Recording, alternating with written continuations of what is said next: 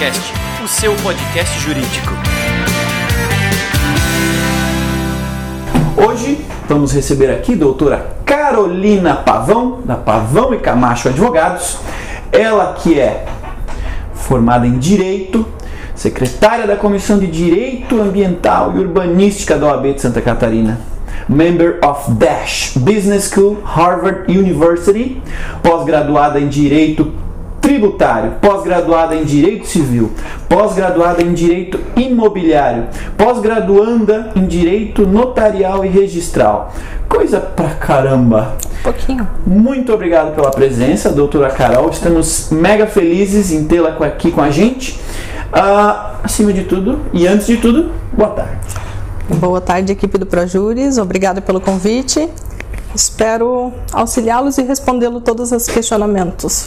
Show de bola! Hoje o Juriscast vai falar sobre direito imobiliário. É algo que provavelmente muita gente vivencia, muita gente nem sabe que existe. Tem uma complexidade gigante e para isso a gente trouxe, obviamente, uma especialista aqui para nos explicar um pouquinho desse mundo, explicar onde é que estão aí os x's da questão, o que a gente tem que ficar atento e tudo mais. Para que, nada melhor que conversar com um especialista para a gente entender de fato como é que as coisas funcionam. Vamos começar do básico, A gente tem aí na nossa audiência aqui do Juriscast, a gente tem advogados autônomos, a gente tem advogado de escritórios, tem muitas pessoas de departamentos jurídicos e tem público final também. Então, para todos eles, para quem já está na área do direito, para quem quer entrar no direito, vamos começar pelo básico. O que é de fato direito imobiliário, doutora? Bom, então no direito nós temos vários ramos, do qual nós optamos pelo direito imobiliário. O direito imobiliário, ele abarca várias situações, transações entre pessoas físicas e pessoas jurídicas, dos quais a gente pode ver, seja questões envolvidas a terras, terrenos, como casas, apartamentos, prédios comerciais, salas comerciais, galpões, N situações que envolvem imóveis, seja pessoas jurídicas e pessoas físicas. Então, o que a gente engloba nessas transações imobiliárias? Nós temos os contratos de compra e venda, os contratos de compra e venda com permuta, as análises de contrato, os contratos de locação. Então, são várias suposições que a gente consegue encontrar entre as transações mesmo, entre pessoas, negociações, e a gente precisa, o direito imobiliário vem justamente para auxiliar as pessoas a analisar, a verificar as certidões desses imóveis, verificar realmente se é a melhor transação para uma pessoa X ou para a empresa X, e se não existem algumas problemáticas que podem decorrer dessa transação, tanto para o patrimônio da empresa quanto para o pessoal. Legal.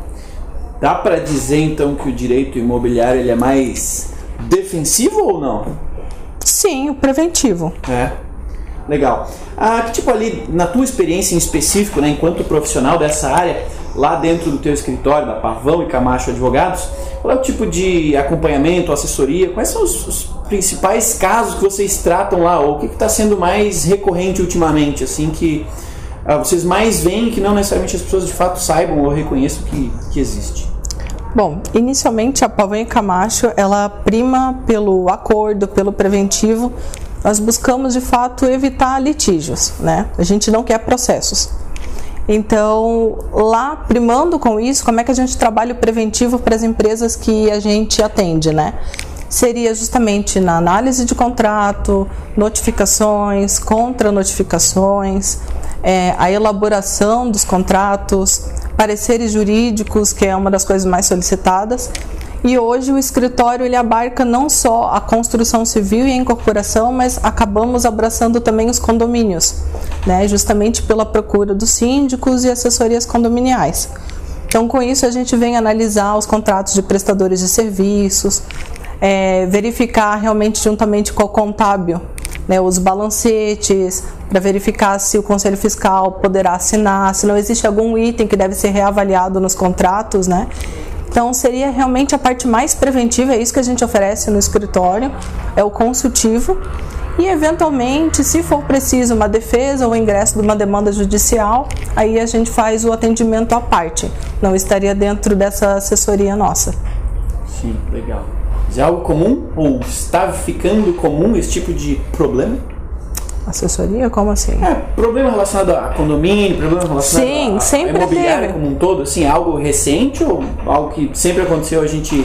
Sempre teve na realidade. O que a gente observa, assim, entre imobiliárias? A gente nem pode falar todas, porque muitas já se atentam para esses cuidados, mas numa compra e venda, por exemplo, é necessário que a gente levante certidões negativas, seja dos compradores, seja dos vendedores, ou se for uma empresa, se for uma pessoa física, que seja um dos polos da transação.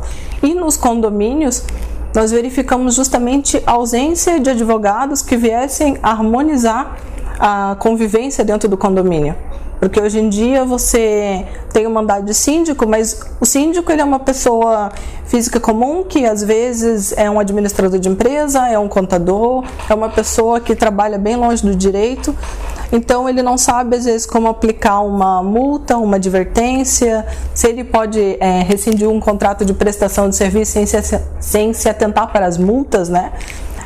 Pela rescisão antecipada. Então o advogado vem justamente para isso. E nós atendemos inclusive algumas assembleias condominiais, quando a gente percebe que existe uma dissonância entre entendimentos dos condôminos com os síndicos, né? Então a gente precisa ir para explicar a convenção condominial, que muitas vezes é muito confusa, diz uma coisa no artigo e diz outra coisa no outro. Então a gente tem que alinhar e melhorar a convivência, né? E tentar demonstrar que o síndico ele não é um Cristo, um saco de pancada, né? Ele está ali para buscar harmonização, para intermediar as relações entre construtora, o próprio condomínio e os vizinhos, né? Mas ele precisa de um respaldo legal para poder responder e repassar para os prestadores de serviços. Legal.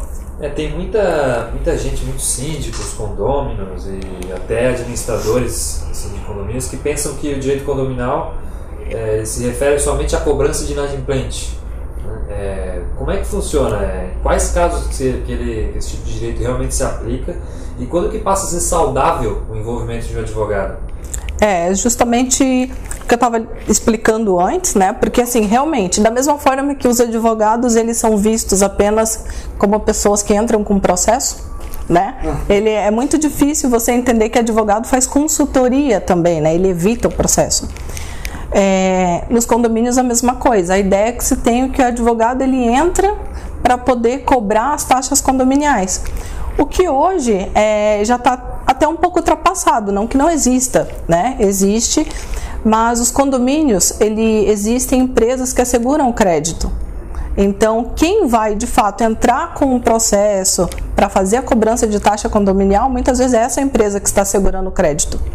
Porque o condomínio ele fecha um contrato de prestação de serviço com essa seguradora, ela insere o valor total dos condomínios, inclusive dos inadimplentes, e ela que vai fazer qualquer cobrança judicial desses valores.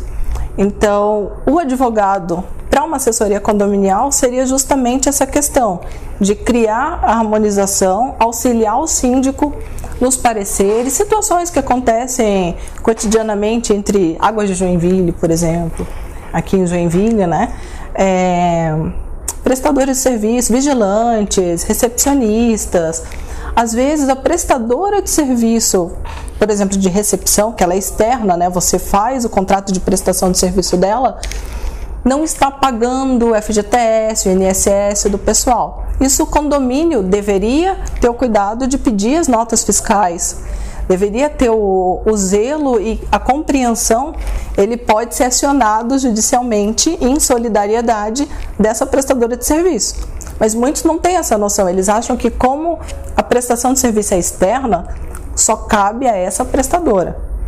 Contudo, se uma das empregadas, recepcionistas ou pessoal da limpeza ingressar com uma demanda judicial em face da prestadora de serviço, o condomínio ele é acionado junto.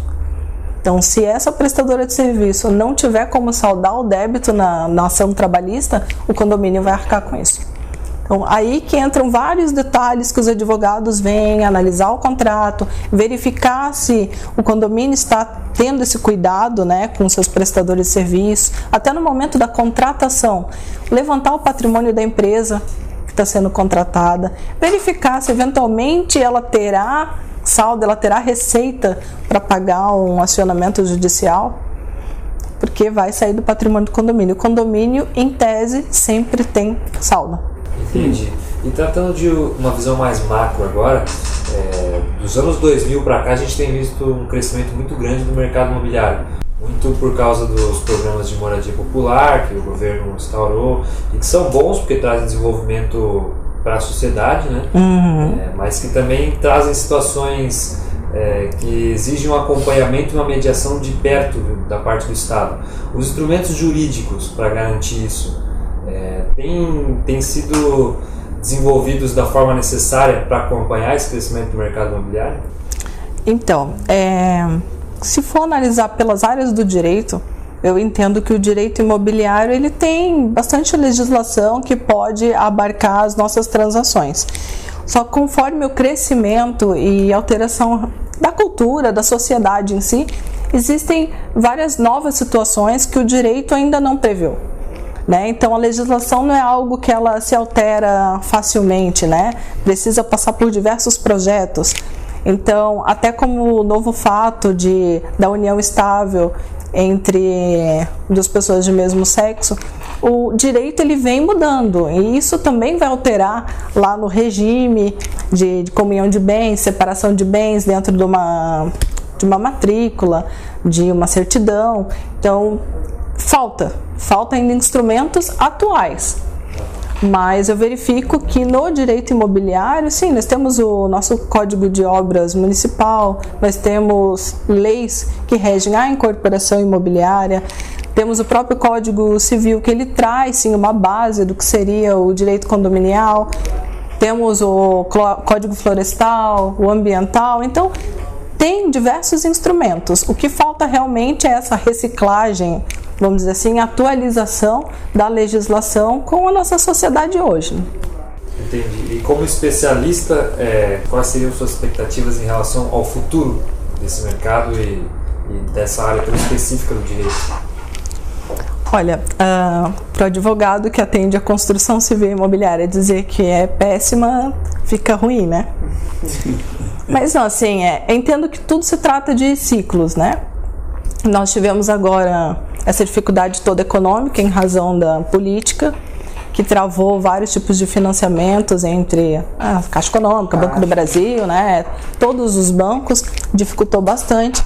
Dificultou também para os construtores conseguirem dinheiro para aportar nas construções. Mas eu vejo sempre como um lado positivo, de que isso é um ciclo, é um momento que a gente passa, cabe a gente se adequar a esse momento, reduzir talvez o número de estoque, né, dar uma paralisada para que seja realmente vendida todas as unidades que nós temos estocadas. Quando uma pessoa, um construtor resolver iniciar a obra, verificar se realmente ele vai ter um patrimônio, se eventualmente não conseguir muitos financiadores para a obra dele, né, que hoje em dia a gente vê muitas obras paradas e atrasadas porque acabou o dinheiro. E tem muito construtor que necessita, sim, do aporte das pessoas que estão comprando suas unidades. E se as pessoas não conseguem financiar, a obra fica parada. E aí atrasa a obra dos que já compraram as unidades. Sim. Consequentemente, o construtor ele vai ser penalizado nos contratos pelo atraso. Então, é um ciclo. Eu entendo que com a mudança política agora que a gente vem passando e nos próximos anos, assim como a gente já sentiu nesse segundo semestre uma melhoria, eu vejo um cenário positivo. Legal. Cada vez mais esse retorno da movimentação econômica tende a gerar maior necessidade do uso desse tipo de assessoria jurídica. Porém, no tempo de crise também costuma ser uma boa oportunidade, porque são quando os momentos onde começam a aparecer alguns problemas que normalmente não existem também, que precisam ser tratados normalmente de forma jurídica, né? Mas falando um pouquinho para outro público, né, para o público que ainda está se inserindo no mercado de trabalho, está nos ouvindo agora e pensando, putz, é muito legal esse negócio de direito, eu estou estudando. Para quem está entrando no mercado de trabalho agora, ou para quem pretende ir nessa linha de direito imobiliário, por onde começa? Com o que tem que se preocupar? O que é imprescindível para uma pessoa? O que ela tem que cuidar para que ela seja, assim como você, uma referência nessa área? se quer ser ótima, para que linha ela vai? E só fazendo um complemento à tua pergunta, aproveitando já, né, o bonde, perguntar se durante a tua formação, porque a academia é uma coisa e o mercado é outra, né? Quando a gente entra no mercado, a gente acaba vendo muita coisa que a gente nem viu na faculdade. Eu queria ver se tu acha que teve essa...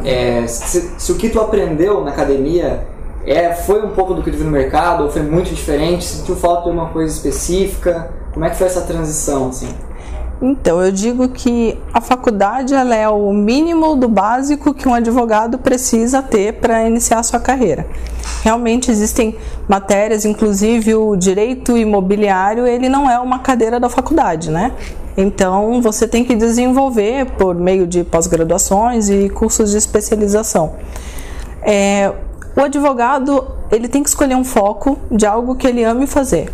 Ele tem que ter paixão por aquilo, senão você não vai fazer direito. Por obrigação, eu não consigo enxergar alguém acordando todos os dias e dizendo eu quero trabalhar com um foco X. Então, a faculdade ela é o básico, o advogado se formando tem que buscar sim uma pós-graduação, uma especialização com a área que ele gosta. Muitas vezes a gente não encontra na faculdade ainda o nosso foco. Quem vai nos dar uma luz é o estágio externo que a gente faz. Eu não digo nem o núcleo dentro da faculdade, que o núcleo ele acaba atendendo muito família. Então, um advogado que já tem aptidão para trabalhar com família é ótimo, né? Mas o estágio externo, seja em órgãos públicos ou em escritórios mesmo de advocacia, que deu uma certa luz. Pelo menos para mim foi assim. Porque eu iniciei trabalhando no fórum, então a gente já atendia a matéria civil, contratos e imobiliário. Então, quando eu fui para o gabinete, a gente só atendia imobiliário. Então, eu já fui pegando o ritmo mesmo com o meu estágio. Depois, aí foi consequência. Pós-graduação já foi mais direcionada para o imobiliário e com isso, com a sua atividade, com a prática, com os clientes que vão aparecendo e cada caso é um caso, você tem que fazer um estudo diferente para cada caso em específico e coincidentemente caíam vários casos imobiliários também na minha mão e aí a gente toca o barco. Agora, o estudante que fica só com conhecimento básico da faculdade, sem preconceito, mas eu acho que ele não consegue buscar um foco para a vida dele, do que ele quer seguir. Eu tenho uma outra pergunta que não tem nada a ver com isso, mas que é legal de fazer também, que é aqui mais para o público final, assim. Tem muita gente que vive em condomínio hoje, né? As cidades estão ficando cada vez mais condominiais. Tá todo mundo morando em prédio ou em condomínios fechados e tal. Então essa relação entre pessoas dentro de uma mesma instituição ali, o condomínio está ficando cada vez ganhando um volume maior, né? O que os teus clientes ou que você imagina que as pessoas, né, passam no dia a dia? Então assim, eu como morador de um condomínio, o que eu tenho que ficar atento para ver se talvez eu não esteja precisando do teu serviço? O que acontece no dia a dia que as pessoas nem se ligam, que estão diante de um potencial uso para assessoria jurídica no dia a dia delas? O que acontece que a gente pode usar como uma oportunidade jurídica para a gente? Primeiro, taxas condominiais. Às vezes tem itens que se você não controlar ou mesmo questionar a tua assessoria condominial, vai passar batido, você vai pagar e na hora que você for questionar essa prestadora de serviço ou quem aporta o crédito, a gente tem muitos problemas lá de falta de retorno. Então a pessoa precisa pedir o abatimento numa outra taxa condominial ou eventualmente até ingressar em juízo para poder questionar a prestação daquele item, o porquê que está sendo cobrado o valor a mais.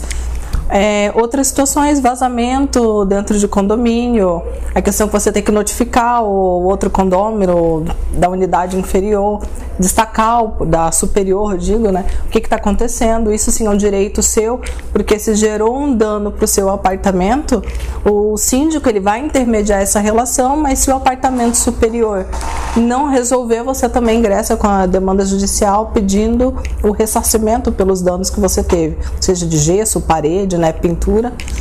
Tem N situações dentro de um condomínio, nós atendemos condomínio inclusive que tem condômino que pega bolinha de tênis e fica jogando no teto para poder incomodar o vizinho de cima, porque o vizinho de cima ele tá com a vizinha com salto alto ou porque puxa a cadeira. Então é aquela bagunça, um incomodando a vida do outro, ao invés de simplesmente comunicar ao síndico, o síndico intermediar, advertir, notificar. Às vezes, talvez seja falta de profissionalização também da atividade do síndico, né? Eu, como habitante de um condomínio, eu já tive dentro do meu condomínio um síndico externo, né? Digamos, um síndico profissional, mas que, na minha visão, poderia ser melhor, um morador que já foi síndico, agora a gente voltou a ter um síndico terceirizado, então talvez a falta de uma profissionalização dos síndicos contribua para que esse tipo de problema continue acontecendo ou continue se repetindo dentro dos condomínios sem que a gente saiba da forma correta como proceder. Talvez o síndico não sabe orientar, então as pessoas também não sabem como proceder lá dentro, e nesse momento a assessoria jurídica faria toda a diferença, né? Hoje já até existem cursos para síndicos e até muitos síndicos moradores acabam gostando da matéria e fazem o curso de síndico profissional.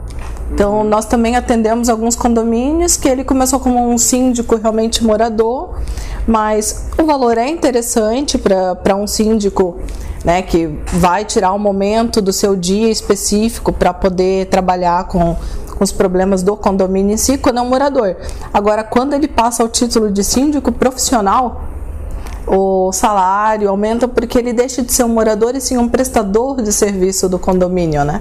Então, existe a possibilidade de especialização, não só para quem quer se profissionalizar mesmo, mas quem quer continuar como morador, mas vai muito da busca também da pessoa que está assumindo o cargo e da responsabilidade dela, entender a responsabilidade dela dentro de um condomínio, né? Que não é simplesmente ir lá conversar com o morador. Tem vezes que ele vai ter que assumir negociações com entes públicos, com prestadores de serviço, e ele vai ter que estar à frente e não vai poder se omitir, né? Ele é o pai do condomínio. Sim, e o profissional de direito imobiliário? Por exemplo, assim, a gente vê o advogado penal, ele tem muita proximidade com o cliente dele, né? Tá lá sempre conversando, mandando mensagem. Como é que é a relação de vocês? Como é que é a relação do profissional, do advogado imobiliário com o condomínio atendido, com o empreendimento? Então, assim, um diferencial do nosso escritório é justamente ir até o cliente. E ir até o cliente, a gente diz, ir até a obra, colocar a botinha, vai lá no barro, vai conversar com o mestre de obras, vai conversar com o engenheiro, vai buscar entender o que é a planta mesmo hidráulica, porque no momento que a gente está fazendo uma defesa processual, nós entendemos do processo. Nós entendemos da consultoria, nós não somos técnicas engenheiras. Então a gente precisa compreender o que está acontecendo para praticamente desenhar para o magistrado conseguir realmente fazer a decisão mais próxima da realidade. Porque o processo ele é um acoplado de provas físicas, né? Hoje em dia eletrônicas, processo eletrônico. Mas o juiz vai julgar conforme o que tem no processo. Então, se não está detalhado para o juiz, ele vai julgar com a cabeça de juiz formado em direito, não engenheiro. Sim. Então, aí que eu entendo que é muito interessante essa nossa proximidade com a construção civil, porque a gente vai até lá, os condomínios, a gente frequenta as assembleias condominiais, então nós estamos presentes para eventual dúvida que venha dos condôminos ali de plano para auxiliar o síndico. E é isso aí. Legal. Todos nós que jovens ou que já estamos no mercado de trabalho há algum tempo, a gente vai passar por aquele momento de fazer um investimento em algum tipo de imóvel, seja num condomínio, seja fora de um condomínio, mas só para ajudar quem vai passar por isso agora, faz as 3 dicas para quem vai adquirir um imóvel para não cair em roubada. O que ele precisa perguntar para o advogado dele? Essa eu vou querer ouvir com atenção. Opa! Essa é pra mim, Eu fui focado. Então, primeira coisa, você precisa, se for comprar de uma empresa ou de uma pessoa física, estudar o patrimônio dela. Não é intromissão, é realmente saber de onde você está comprando. Segunda, buscar a matrícula atualizada do terreno ou do imóvel. Se for na planta, vai ser uma matrícula mãe de um empreendimento total, mas se for um imóvel pronto, a matrícula daquele imóvel, verificar se não existe nenhuma pendência, seja de tributos, ou se aquele imóvel não está rolado em alguma ação judicial, se não sofreu uma penhora, que a gente chama de... Quando a gente puxa, né, todos esses dados no cartório, a gente solicita a matrícula atualizada, certidão de ônus e rei persecutórias, que é justamente levantar se não existe alguma demanda judicial, se aquele imóvel não está dentro de um processo de inventário, porque se está dentro de um processo de inventário, a gente não consegue ainda adquirir esse imóvel para nossa propriedade, porque ainda não foi resolvido o inventário. Não se sabe para que filho que vai ficar o imóvel, ou para quais partes ficarão com cada filho, né? Todos vão ter que anuir.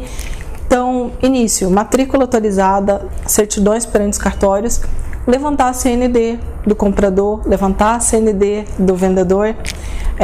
CNDs que a gente fala são as certidões negativas perante a Receita Federal, Receita Estadual, né, Prefeitura, do imóvel também. Então são detalhes que parecem bobos e que a gente pensa assim, poxa, é só para atrapalhar um negócio, né? Que a gente escuta isso muito de corretores. Poxa, doutora, eu preciso para ontem o contrato, não vai dar tempo de levantar tudo isso. Só que no momento que o corretor está intermediando, se ele vende uma coisa que não está certa e que o comprador pode ter um problema lá na frente, o corretor ele vai ser responsabilizado. Ainda mais que hoje precisa-se colocar o número do CRECI do corretor que está vendendo ali na escritura do imóvel. Então, o comprador, se tiver algum problema após, pode acionar também o corretor de imóveis. Legal. Show de bola. Aqui, na verdade, é um show de direito imobiliário.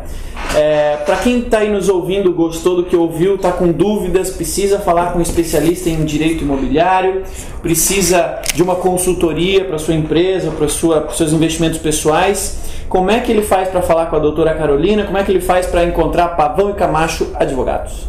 Então, a Pavão e Camacho Advogados, ela fica na rua Max Colim, 1917, terceiro andar, sala 18, o CEP eu não sei de cabeça, mas pode mandar e-mail para o contato@pcadv.adv.br. Simples assim. Ou buscar saber um pouco mais do escritório no nosso site, que é o www.pcadv.adv.br. E o telefone? É o 3278 4747. Esse podcast é ouvido no Brasil inteiro. Então estamos em Joinville, é o escritório da doutora Carolina Pavão, DDD 47 3278 9026. Show de bola. Obrigado, doutora Carolina. Obrigado, Giovanni. Eu que agradeço vocês. Foi um prazer e até o próximo Juriscast. Você ouviu o Juriscast, produção e oferecimento da ProJuris, líder no desenvolvimento de software jurídico para departamentos jurídicos de grandes empresas e escritórios de advocacia. Conheça mais em projuris.com.br.